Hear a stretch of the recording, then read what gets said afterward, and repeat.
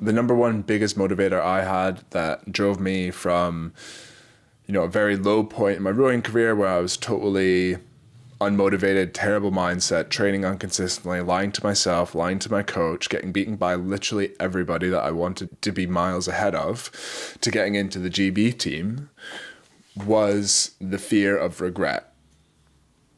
That's simply that. If you want to just leave the video now, that's kind of the answer to what motivated me and what was the most powerful drive in pushing through some of the hardest training I've ever done in my life. If you want to know how I use that specifically, stay and watch the video. So again, a bit of background. I don't know how much I want to go into this, but basically I always loved sport. Sport was my passion. It still is my passion. It gives me sort of a pure drive and a pure sort of like feeling in my gut of like purpose. And it's something that I just really love. I think it's such a powerful tool for getting the most out of people. Like now coaching as well is something I really enjoy. Try and take people on the journey through the ups and downs. Get them rowing as fast as possible, but also try and give them skills that you can take elsewhere in life. So such a powerful thing. There's so many reasons to love sport and to get to where I wanted to go, which ultimately my end goal was Olympic gold, which I never got to, of course, but I got very close. I got to the GB team. Again, I wasn't near the top, but I still got very good at rowing.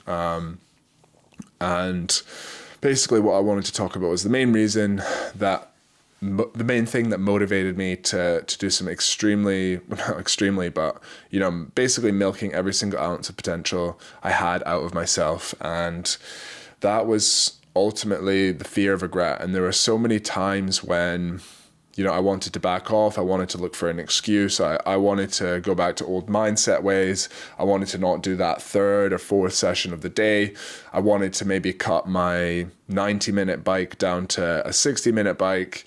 And ultimately what I learned to do was to ask myself, if I looked back on that exact situation, maybe a year, 5 years, 10 years, and said, did I do everything in that moment that I could to get the most out of myself? And am I really telling myself what I want to hear versus what I need to hear? And I didn't want to have any point in my rowing career where I didn't feel I did everything I could to put myself in a position where I could look back and say I did literally everything I could and there would be absolutely zero regrets. My goal with rowing was not, obviously there was the outcome, which of course I did want and was very motivating. But my goal was to be able to look back and say, I did everything I possibly could in order to reach my full potential. And if that meant I would get into the GB team, if it meant I would go to the Olympics, fantastic. And if not, then what else was there to be disappointed about? If you do everything you can within your limits, then why should you have regrets? Why should you feel bad? And for me, that's what gave me fulfillment. When I had a training day, when I knew I did literally everything I could, where I would sleep for 9 to 10 hours, I would get up with enough time to warm up. So not just rolling out of bed and going straight to training, but getting up early enough so that I could wake up, and bring my core body temperature up enough, wake up early enough so that I could fuel properly for the session, be prepared enough so that when I finished my session, I was having food, immediately afterwards, staying hydrated throughout the whole day and never having basically urine that wasn't crystal clear, making sure that I did mobility before every single session, even if it meant doing it like kind of in a dirty trailer by the floor of a dirty trailer in Scottish winter when it's 1 degree and raining, even if it meant, making sure that when it came to that third session of a day, when I'm at the end of a really heavy 2 or 3 week block, and I'm really tired, I genuinely feel like there's not one more ounce of energy, and backing off from going and doing that third session that maybe is quite hard, like 60, 90 minutes on the erg or the bike, making sure that I stay very consistent with it again. And that the consistency is ultimately the hardest part, but just making sure I could look back and say I did everything in that day, in that week, in that month. And that feeling of when I would do that was incredibly satisfying, was incredibly fulfilling, because I knew I was doing everything I could, challenge myself to really see what I can do. And that was something that really excited me as well. what are your limits? How close can you get to your limits? And I would just basically pick kind of one or two things every few months, or every year is generally what I would do, where I just pick one or two things and I'd want to improve them massively. And it used to be, when I was at my worst, the first thing I wanted to improve was my consistency. And I said at the start of the year, all I want to do is train more consistently. And then kind of every year I would get good at it and just focus on that, go back to the next thing. This year I want to make sure that I get to bed so that I can have 9 hours of sleep every night. This year I want to make sure that I fuel properly for every single session. This year, I'm going to get really strong by really approaching weights in the right way. This year, I'm going to train more consistently by being more injury resistant, by doing more mobility work before and after every session. These small details that I eventually started to perfect were what I knew would put myself in a position where I would be able to look back and see I did everything I could. And when it would come to the point when I wouldn't want to do those things, when I'd think, oh, right, okay, my back's been really good for 2 weeks. I don't need to do that mobility session. I don't need to do my activation work. Or, I've been sleeping really well. I can stay up and watch this extra Netflix episode. That would become a point where I would say, am I doing this because I think it's okay? Or am I doing this because I just can't be bothered? And I would always say in those positions, if I would look back on myself in a year or however long and say, did I do everything on that day to get the most out of myself? And that fear of regret of not doing that is ultimately what drove me to perfect all of these processes and train incredibly consistently, and ultimately get me from where I was finishing last at trials, getting beaten by first place by about 2 minutes, to kind of finishing near the top, winning 1 or 2 trials as well. Basically, I just always kind of envisioned myself as the classic, kind of imagining the negative outcome and saying, you always hear these stories about, my grandpa said he was going to be the British swimming champion, or my grandma said she would have made it as, whatever. If only this happened, or if only that happened, they would have done this, they would have done that. If only, somebody didn't screw me over, or if only blah, blah, blah.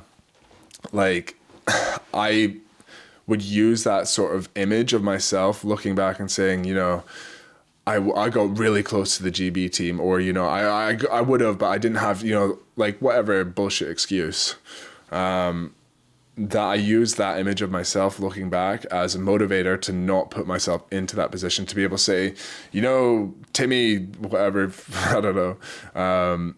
I did everything I could to reach my potential, and it wasn't good enough, or, Timmy, I did everything that I possibly could to reach my potential, and it was good enough, and I achieved this. And regardless of either outcome, I knew I'd be fulfilled. And honestly, looking back now, I did get to a point where my last couple of years of my career, I didn't know what else I could improve. Like, I'm not saying that to be cocky, but I would genuinely look back and say, what can I improve? Okay, I'm sleeping well, I'm eating well, I'm training consistently. I'm one of the most consistent trainers.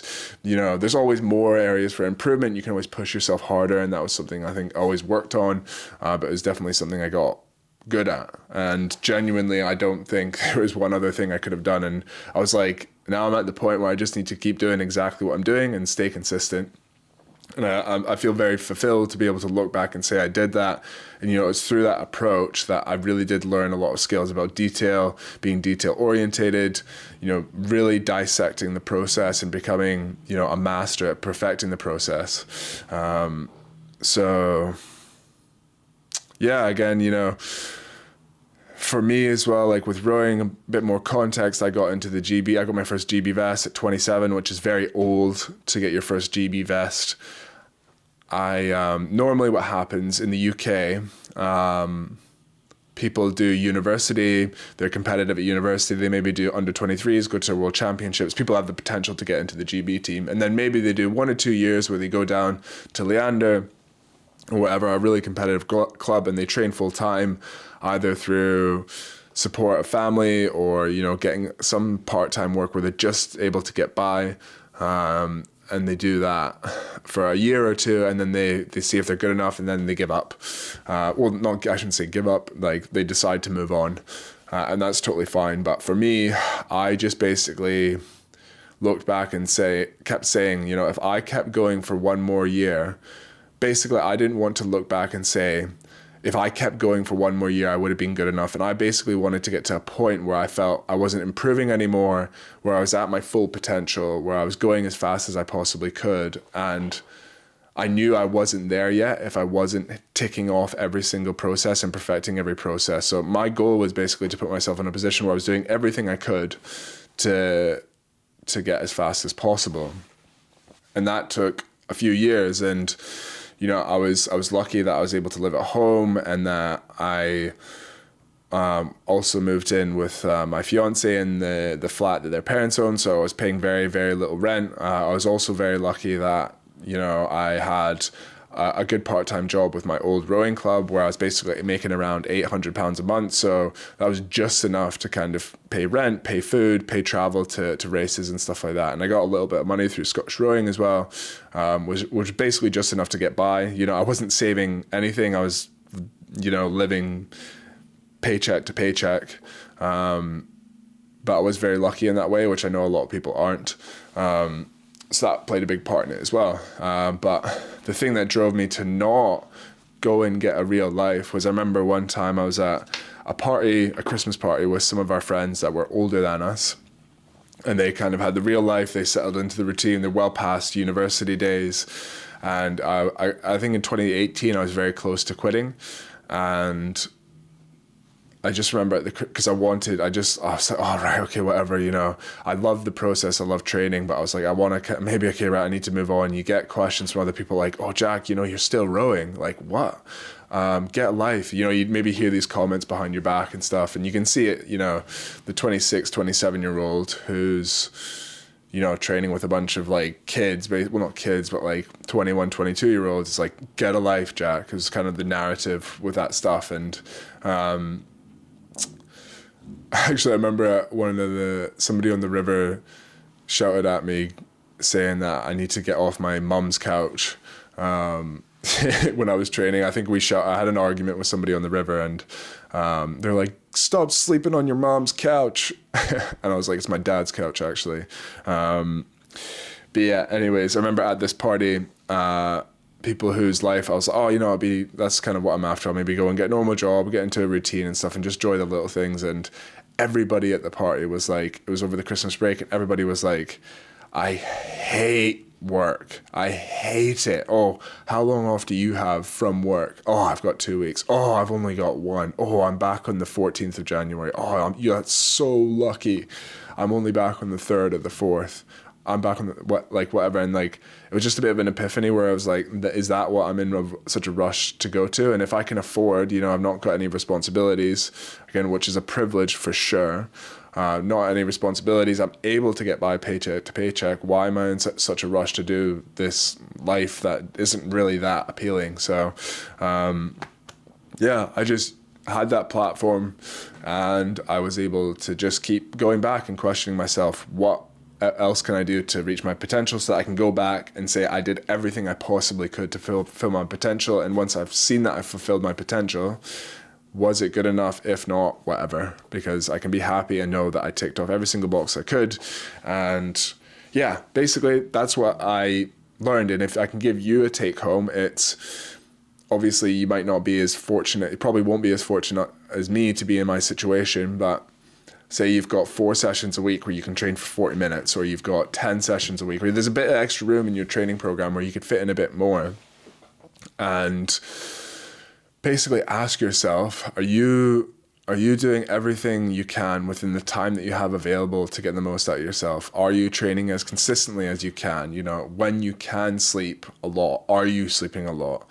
Are you avoiding foods that aren't going to help you go fast? Are you planning in a way that is going to allow you to perform better? Are you always doing mobility and activation work before your training? Are you really questioning your mindset and looking for ways you can improve your mindset and your focus?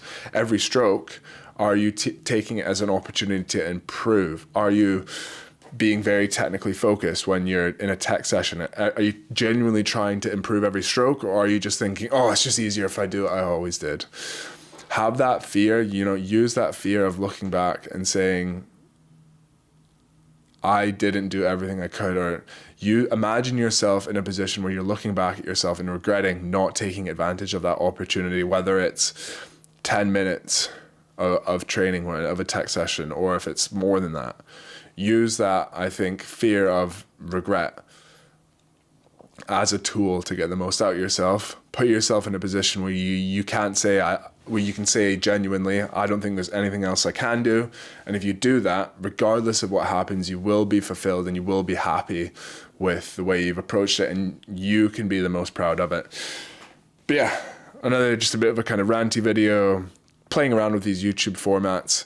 So let me know if you liked it. I've got plenty of rants available that I can do, discussing my GB experience, getting the most out of myself. Let me know if you have any questions. They could be other topics. Comment them down below. And like this channel as well. I think I should maybe make up some sort of arbitrary goal. But let's say 1,000 subscribers. I'm at 400 at the time of filming this video. Let's say I want to get to 1,000 subscribers by the time I get married, which is July 17th, 2023. So we've got 3 months to get to 1,000 subscribers. So if you want to help me, subscribe. But yeah, use fear of regret as a tool to get faster. Bye.